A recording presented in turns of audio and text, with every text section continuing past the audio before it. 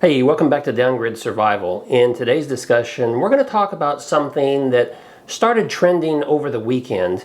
It's the Christmas holiday weekend. I picked up something online on YouTube and on other social media sites of some people starting to talk about something, and I found it very interesting, but a lot of them are reporting some inaccurate information. So I want to clarify that, and hey, if you like honest and truthful information, click that subscribe button now, because that's what you get here on this channel. Now let's jump into it.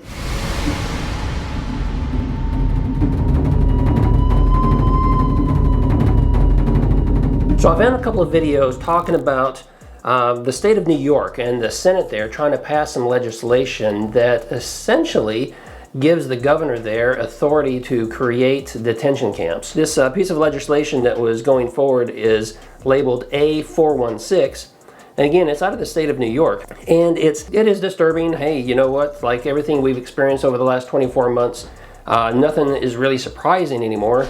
But I want to dive into this just a little bit and discuss it with you and share exactly what it is that they were trying to do, and then I'm going to give you an update at the end of this video on what's really happening. If you've been paying attention to what's going on in Australia, you know, it's ugly down there. It's extremely ugly what the government is doing to their citizens, and if you're not familiar, you need to go check out some videos on what's happening down there, because they have created detention camps. And what's alarming about that is Australia is so similar to the United States. They're a Western country, they speak English, their laws and constitution is very similar to ours, and their freedoms have been literally stripped away. If you catch COVID, or if you've come in contact with someone that has had COVID, or if you left the country and are trying to get back in, guess what? It's automatic 14 days in a detention center. And it's just crazy what's going on down there. So make sure you go and check that out if you're not familiar with it. Now, this particular piece of legislation that New York is trying to push through, as I said, it's kind of vague in nature, so you gotta read between the lines a little bit, and I think it's purposely vague so that it gives the government more power and authority in how they interpret the document in order to implement you know, whatever mandates they wanna push. But for the purpose of this video, I'm gonna read a lot of this because I want to make sure I'm reporting it to you correctly. So this is sponsored by someone by the name of Perry. And I looked on the Senate website and I couldn't find anybody by the name of Perry. So that's the first thing that's a little off and wasn't quite accurate here, but who knows? Who knows? But it says right here, this act is to amend the public health law in relation to the removal of cases, contacts, and carriers of communicable diseases who are potentially dangerous to the public health. Now, when they refer to cases or contacts or carriers, they're talking about humans, okay? They're talking about you and I. They're talking about people. And it goes on in section 1 here, it says, the public health law is amended by adding a new section 2120-A, and it reads as follows. It says, removal and detention of cases, contacts, and carriers who are or may be in danger to public health. The provisions of this section shall be utilized in the event that the governor declares a state of health emergency due to an epidemic or any communicable diseases. Upon determining by clear and convincing evidence that the health of others is or may be endangered by a case, contact, or carrier, or suspected case, contact, or carrier of a contagious disease, that in the opinion of the governor, after consultation with the commissioner, may pose an imminent or significant threat to the public health resulting in severe morbidity or high mortality, the governor or his or her delegee, including but not limited to the commissioner or the heads of local health departments, may order the removal and or detention of such a person or of a group of such persons by issuing a single order, identifying such persons either by name or by reasonable specific description of the individuals or group being detained. Now let's stop right there for a minute, because that's a long paragraph and there's some things we need to talk about. First of all, it only has to be the opinion of the governor, no hard evidence, just the opinion of the governor that something or someone could be a danger to public health, And this gives the governor authority to issue an order to lock them up. Well, if you listen to the left-wing news media, they're all saying that unvaccinated people pose a public health threat. So that right there, that statement right there, tells me that they could easily go after anyone who is unvaccinated and lock them up, because they could potentially pose a threat to the general public. It's just crazy. The paragraph continues and says, identification of such persons either by name or by reasonable specific description of the individuals or group being detained. Such a person or group of persons shall be detained in a medical facility or other appropriate facility or premises designated by the governor or his or her delegee. Read between the lines here, okay? So if you have COVID, they can lock you up and put you in a medical facility.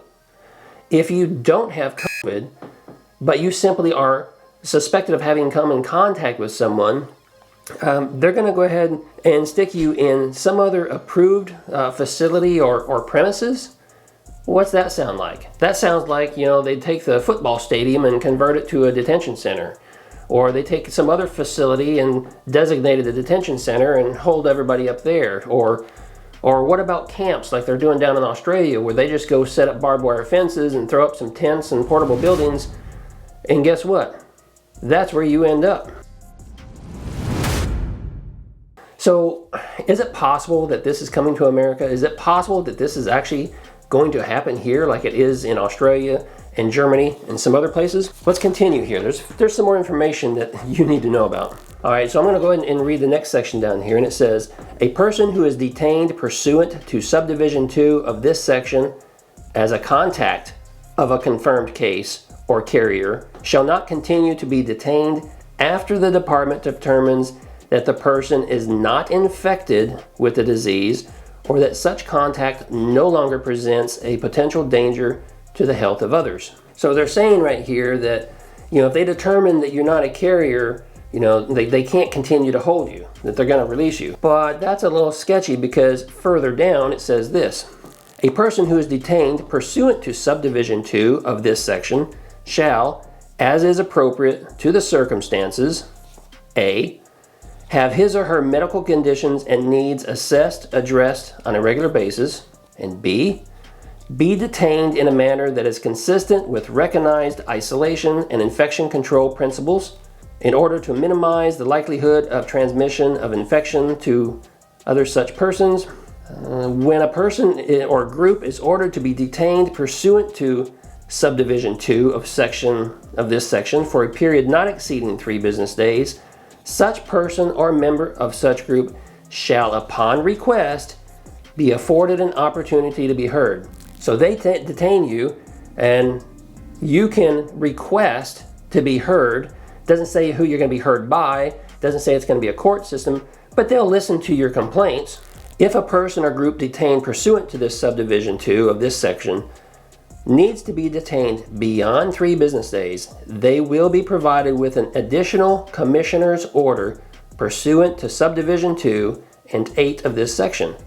When a person or group is ordered to be detained pursuant to subdivision 2 of this section for a period exceeding 3 business days, and such person or member of such group request release, the governor or his or her delegee shall make an application for the court authorizing such detention. So you go and you request to be released because you don't want to be there. Then they're going to create an application, send it to the court, so they can get a court order authorizing them to continue to detain you. Does that make sense? Then it continues to say, after any such request for release, detention shall not continue for more than 5 business days in the absence of a court order authorizing the detention. In no event shall a person be detained for more than 60 days without a court order authorizing such detention. So they can't keep you more than 5 days without a court order, and then it jumps down and says they can't keep you more than 60 days without a court order. You read the muddy math here. I don't get it. And then if they want to keep you indefinitely, the governor or his or her delegee shall seek further court review of such detention within 90 days following the initial court order authorizing the detention, and thereafter within 90 days of each subsequent court review. So essentially, once they've got you in that detention center and they go get a court order from the local court, they can keep you there indefinitely. They just keep renewing it every 90 days saying, yeah, we're going to keep you another 90 days. Now, who do you think they'd do that to? Come on, man. Who do you think they would do that to? Maybe the unvaxxed? More disturbing information forthcoming, so please stick around. If you like what you're hearing, please smash that like button and help this channel grow. Let's continue. It does say that in regard to the detention orders, a copy of the detention order has to be provided to the individual or groups of individuals, and the court order has to state the following. The purpose of the detention, the legal authority under which the detention was made, a description of the circumstances and or behavior of the detained person or group constituting the basis for the issuance of the order. So if they just don't like your behavior, what you're doing or not doing, they can issue this order and detain you. Next item is that the less restrictive alternatives that were attempted and were unsuccessful, and or the less restrictive alternatives that were considered but rejected. They deem you as a public health risk and they say, here, you take the jab, and you say, no thanks, I don't want the jab. Guess what? They can slap you with this order and stick you in a detention center. And then the rest of that section continues saying that you do have the right to legal counsel and you know, that sort of information, and you can read it yourself. I'm going to have a link in the description below where you can go out to the New York State Senate website where you can get a copy of this for your own reading pleasure. There is a section here saying that if you provide them with contact information of close friends and relatives, then they will make attempts to notify them to let them know where you are and the fact that you've been detained. So it's not like you're just going to go missing. They're saying they'll make an attempt to notify your next of kin where you are. Further down, it has a section here saying a person who is detained in a medical facility or other appropriate facility or premises shall not conduct himself or be him or herself in a disorderly manner. You've got to behave and follow the rules. If you don't follow the rules, then you're being disorderly. They shall not leave or attempt to leave such facility or premises until he or she is discharged pursuant to this section. But it doesn't go into the specifics of how you're discharged. Now we're starting to get into some more juicy information here. And it goes on, and I'll read this. It says, in addition to the removal or detention orders referred to in this subdivision 2 of this section, and without affecting or limiting any other authority that the commissioner may otherwise have, the governor or his or her delegee may, in his or her discretion, issue and seek enforcement of any other orders that he or she determines are necessary or appropriate. So that statement right there opens the door and gives them authority to pursue pretty much whatever they want to at this point and issue whatever mandate or order they deem as essential or necessary. Then it goes in and it gives you a couple of examples of the types of orders that would be allowed here. And it says, not limited to orders requiring any person or persons who are not in the custody of the department. Okay, so if you're not being detained, they can go ahead and give you an order to self-isolate at home, quarantine yourself at home, or at a premises of such person's choice. So if you want to go to grandma's house, they will issue an order saying that you can go to grandma's house, but you have to quarantine there. So they're leaving the window or the door open to allow these other things. Okay, I'm going to go ahead and continue reading this because this is like a 10 or 12 line paragraph here. It's all one sentence. So backing up where it says, to remain isolated or quarantined at home or at a premises of such person's choice, I'll continue reading, that is acceptable to the department and under such conditions and for such a period as will prevent transmission of the contagious disease or other illness, to require the testing or medical examination of persons who may have been exposed to or infected by a contagious disease, or who may have been exposed to or contaminated with dangerous amounts of radioactive materials or toxic chemicals, to require an individual who has been exposed to or infected by a contagious disease to complete an appropriate prescribed course of treatment, preventative medications, or vaccinations, including directly observed therapy to treat the disease and follow infection control provisions for the disease, blah, blah, blah. So right there, that gives the governor authority to vaccinate you against your will, to require you to be vaccinated while you're being detained. It gives the governor authority to have you examined, medically treated for whatever you may have, and vaccinate you if necessary in order to protect public health. Hey, I don't know what to tell you. I don't know what to tell you. The commies up there in New York State are trying to push legislation like this through, and if it's happened in New York State, you know it's happened in other places around the country. You just may not have heard about it yet. But it's disturbing to think that we're reaching that point where our government is going to start locking up citizens because they simply don't want to have the job.